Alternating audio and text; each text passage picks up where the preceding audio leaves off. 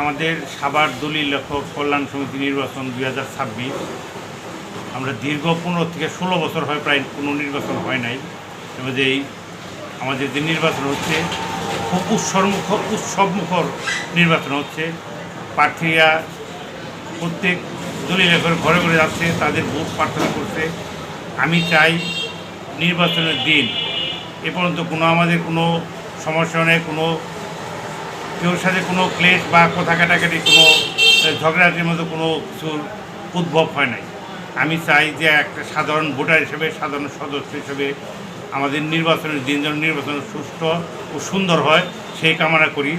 এবং যারাই আমাদের ভোটে, আমাদের সদস্যদের ভোটে নির্বাচিত হবেন, আমি চাই যে তারা যেন সুন্দরভাবে সুষ্ঠুভাবে আমাদের অফিসটা যেভাবে সুন্দর ও সুচারুভাবে চলে সেইভাবে যেন তারা কাজ করে। আমরা সাধারণ দলিল লেখকের জন্য তাদের কাছে আমাদের কোনো সমস্যা নিয়ে আমাদের যারা সমস্যার সমাধান করে সেটি আমরা কামনা করি।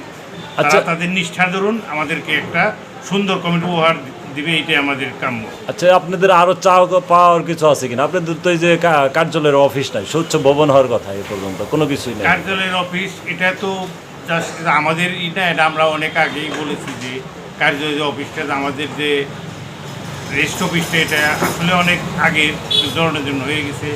আমাদের জায়গাও আছে, কিন্তু ওপর মহলে আমাদেরই জানানো আছে যে অফিসটা আরও সুন্দর হইলে, একটু পরিচ্ছন্ন হইলে, একটু বড়সড় হইলে আমরা বা আমাদের যে যারা ক্লায়েন্ট আছে তারা সুস্থভাবে এখানে কাজ করতে পারবে, সেই কামনা করি। এটা আমরা ঊর্ধ্বতন কর্তৃপক্ষকে এটা জানানো আছে।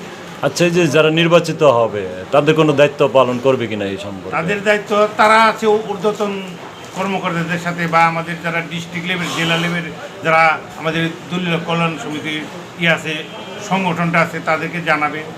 এটা তো উপর থেকে হয়ে আসে, ডিআর অফিস বা আইজিআর অফিস থেকে এগুলো হয়েছে, এখান থেকে আমাদের কেউ কিছু করার নাই।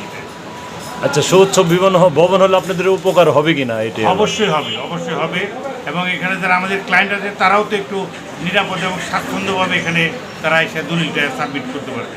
এখানে আমাদের অনেক জায়গার সংকলন হয় না, অফিসে দেখা যায় ভিড়ের চোটে আমরা অনেকে ঠিক মতো ওইখানে দাঁড়াইতে পারি না, দলিল সাবমিট দিতে পারি না, অনেক ধাক্কা থেকে ঠেলাঠেলি করে আমাদেরকে দলিলটা সাব রেজিস্ট্রার টেবিলে সাবমিট করতে। আচ্ছা, এটা সাব রেজিস্ট্রারের অফিস কার্যালয় গেল। আপনাদের দলিল লেখকের যে সমিতির কার্যালয় আছে এটা সুউচ্চ ভবন তো হওয়ার কথা। আমাদের দলিল লেখক সমিতির ভবনটা ওই রকম না, আমরা এটা হলো স্কুলের একটা বোর্ডিং, আবার সরকারি প্রদর্শন হাই স্কুলের একটা বোর্ডিং। এখানে আমরা একটা রুম ভাড়া নিয়ে আমাদের সমিতির কার্যালয় পরিচালনা করা হয়। এই ভাড়া নিয়ে কতদিন চলবে? মানে আপনারা কি স্থায়ী হতে পারেন না? স্থায়ী তো ওইরকম জায়গা তো নাই আমাদের। যদি হয়তো যে ভবনটা যদি রেস্ট অফিস ভবনটা যদি উন্নত হয়তো ওনাদের কাছে আমরা একটা অ্যাপ্লিকেশন করে হয়তো একটা রুমে বরাদ্দ চাইতাম, হয়তো যদি সম্ভবত দিত।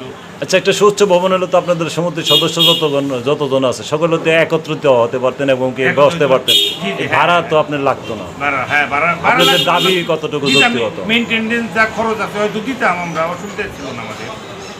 এই সম্পর্কে আপনারা কি তুলে ধরবেন এই নির্বাচনের পরে? হ্যাঁ, আমরা নির্বাচনের পরে তুলে ধরবো।